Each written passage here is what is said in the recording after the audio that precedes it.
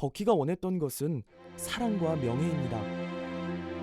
버키는 연인 마샤의 곁을 떠나고 사람들도 멀리 한 채 외딴 곳에서 자신을 괴롭히면서 홀로 평생을 살아갑니다.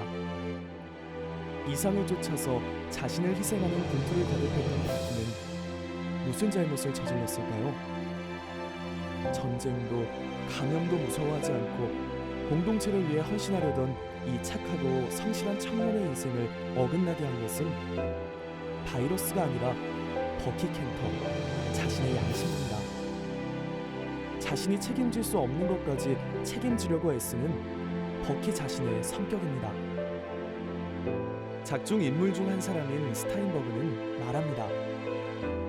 자네는 양심이 있는 사람이고 양심은 귀한 것이지만 그것이 자네가 자네의 책임 영역을 넘어선 것까지 책임져야 한다고 생각하게 만든다면 그건 귀한 게 아니게 되네.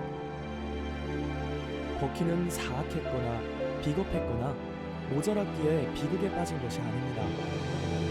정반대로 너무나 선하고 너무나 용감했기에 자신의 부족한 능력에 비해 타인의 고통을 너무나 크게 책임을 지려 했기에, 즉 너무나 영웅적이었기에 비극의 나락으로 떨어졌습니다.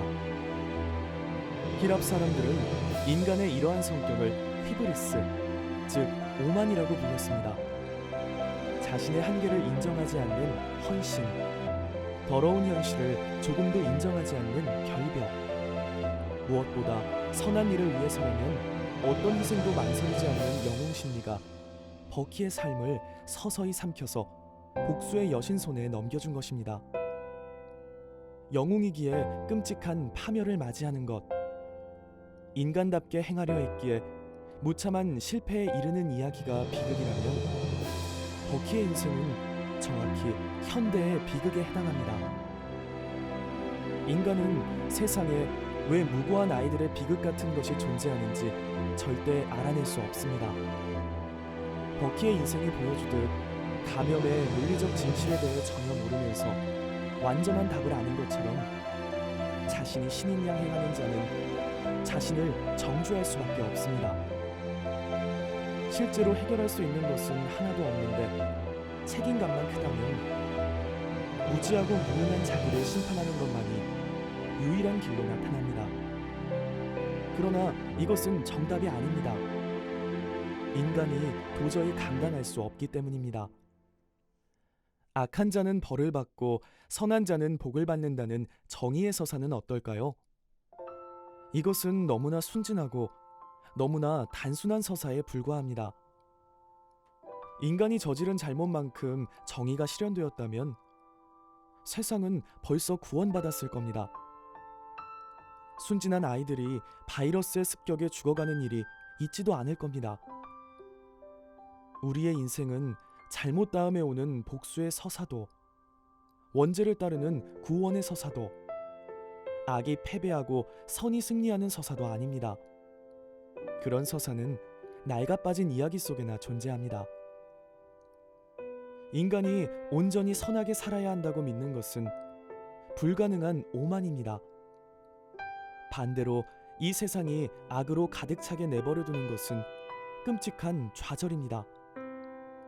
오만한 자들은 자신을 순수한 천사로 여겨 파멸을 대가로 치르고, 좌절한 자들은 자신을 더러운 벌레로 생각해 인간다움조차 잃습니다.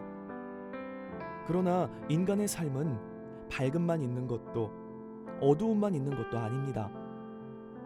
절망이 오는 걸 막지도 못하지만 희망을 버리지도 못하는 것이 인간입니다. 이상을 실현하는 영웅이 되겠다는 야심을 버리고 세상 모든 비극을 감당하겠다는 무시무시한 강박을 포기하는 것이 해결의 출발점입니다. 인생에는 아무리 애써도 한 인간의 힘으로는 막을 수 없는 비극이 있습니다. 그렇다고 해서 삶이 온통 비극에 떨어지는 것을 버려둘 수도 없습니다. 온 힘을 다해서 비극과 싸우되 성공도 실패도 모두 나의 삶으로 받아들이면서 하루하루를 살 수밖에 없습니다. 우리 삶의 진정한 정체는 완전성이 아니라 겸손함입니다. 인생에는 어떠한 정답도 없습니다. 정답이 없다면 심판도 없습니다. 바이러스가 가져온 비극은 너무나 끔찍하지만 우리 삶에서 고통은 우연의 형태를 띠는 필연이 아닐까요? 고통 없는 삶은 존재한 적이 없습니다. 고통을 완전히 해결한 삶도 존재하지 않습니다. 고통의 소멸이란 살이 흙이 되었다는 것을 뜻할 뿐입니다. 버키 켄터는 이 사실을 깜빡 잊었습니다. 폴리오 바이러스가 자기 인생을 단 한 번에 영원히 심판한 것으로 착각해버렸죠. 이 탓에 버키는 바이러스의 영원한 패배자가 되었습니다. 일시적 비극을 평생의 비극으로 만들었습니다. 인간은 심판을 당하려고 태어난 것이 아닙니다. 패배자로 남기 위해 사는 것도 아닙니다.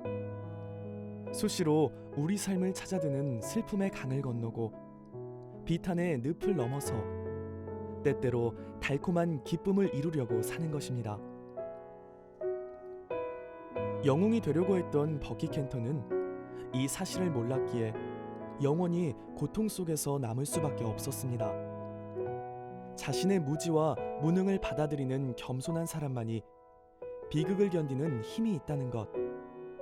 미국의 양심은 자기 인생의 마지막 작품을 통해 우리에게 이러한 메시지를 남기고 싶었을지 모릅니다. 고맙습니다.